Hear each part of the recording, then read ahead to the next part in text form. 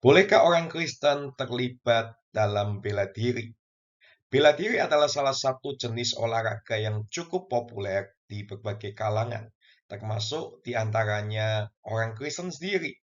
Banyak atlet bela diri yang terkenal yang secara terbuka mengakui iman mereka, seperti petinju legendaris Evander Holyfield, Manny Pacquiao, dan Chris John.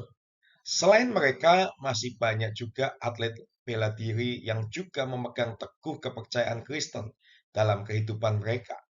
Namun di sisi lain, ada juga orang Kristen yang mempertanyakan apakah seorang percaya boleh terlibat dalam bela diri. Alasannya bela diri seringkali dikaitkan dengan kekerasan, perkelahian, bahkan filosofi yang bertentangan dengan ajaran Alkitab. Ada juga yang berpendapat bahwa mempelajari bela diri berarti mengandalkan kekuatan sendiri untuk perlindungan, bukan mengandalkan Tuhan.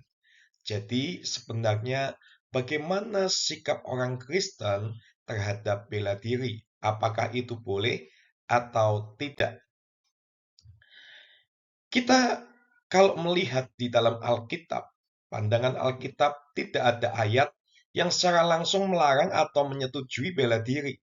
Namun Rasul Paulus pernah menggunakan analogi dari dunia tinju dalam 1 Korintus 9 ayat 26 yang berbunyi, "Sebab itu aku tidak berlari tanpa tujuan dan aku bukan petinju yang sembarangan saja memukul." Meskipun Paulus tidak secara khusus mendukung tinju, tapi ia juga tidak menunjukkan sikap negatif terhadap olahraga ini.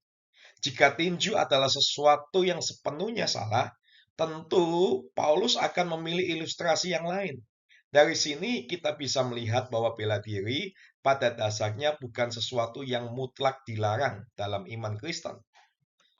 Kita juga harus tahu ada manfaat dari bela diri itu sendiri. Banyak orang menganggap bela diri sebagai olahraga yang hanya berfokus pada perkelahian, padahal ada banyak manfaat positif yang bisa didapatkan. Seperti yang pertama, kesehatan dan kebugaran. Bela diri melibatkan latihan fisik yang cukup intens, sehingga membantu meningkatkan daya tahan tubuh, kekuatan otot, keseimbangan, dan fleksibilitas. Lalu yang kedua, mengembangkan karakter. Karena dalam bela diri, seseorang dilatih untuk memiliki sikap disiplin, pantang menyerah, dan mengendalikan emosi. Latihan yang rutin juga dapat meningkatkan kepercayaan diri dan mengurangi rasa minder. Dan yang ketiga, perlindungan diri atau self-defense. Salah satu tujuan utama bela diri adalah untuk membekali seseorang agar dapat melindungi dirinya dari bahaya.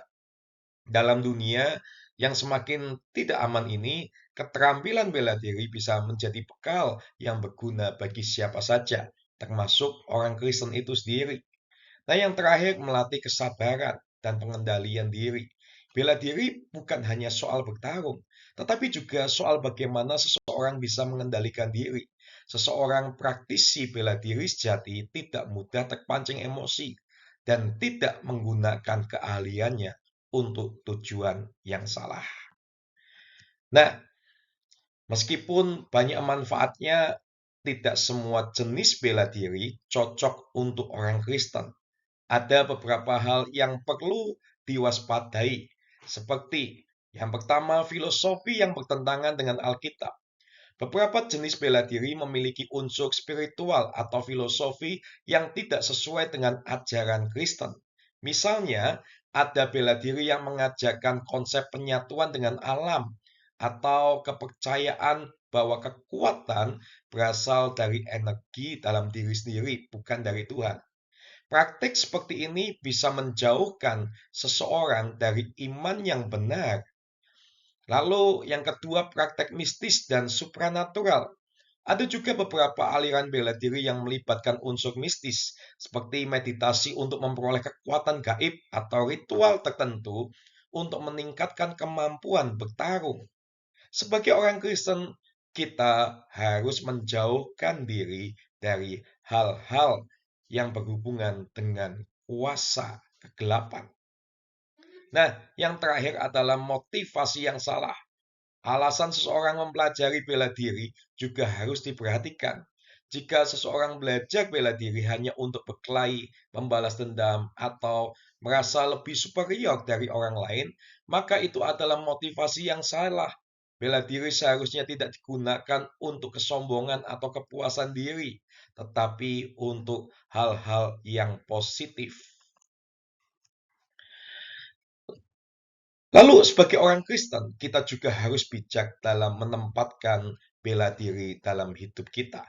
Alkitab mengatakan dalam 1 Timotius 4 ayat 8, latihan badani terbatas gunanya, tetapi ibadah itu berguna dalam segala hal, karena mengandung janji baik untuk hidup ini maupun untuk hidup yang akan datang. Ayat ini mengingatkan kita bahwa olahraga termasuk bela diri memang baik untuk tubuh, tetapi manfaatnya terbatas dibandingkan dengan pertumbuhan rohani. Jangan sampai bela diri menjadi prioritas utama dalam hidup kita, sehingga mengabaikan hubungan kita dengan Tuhan.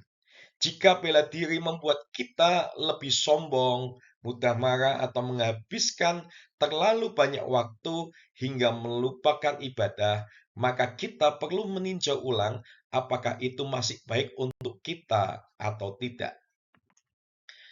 Kesimpulannya, jadi apakah orang Kristen boleh terlibat dalam bela diri? Jawabannya adalah tergantung pada bagaimana seseorang memandang dan mempraktikannya. Jika bela diri hanya dianggap sebagai olahraga atau sarana untuk menjaga kesehatan dan melindungi diri, maka tidak ada salahnya. Namun, jika bela diri mulai membawa seseorang ke dalam ajaran yang bertentangan dengan Alkitab, melibatkan unsur mistis atau menjadi sumber kesombongan, maka sebaiknya dihindari. Sebagai orang Kristen, kita dipanggil untuk hidup dalam keseimbangan.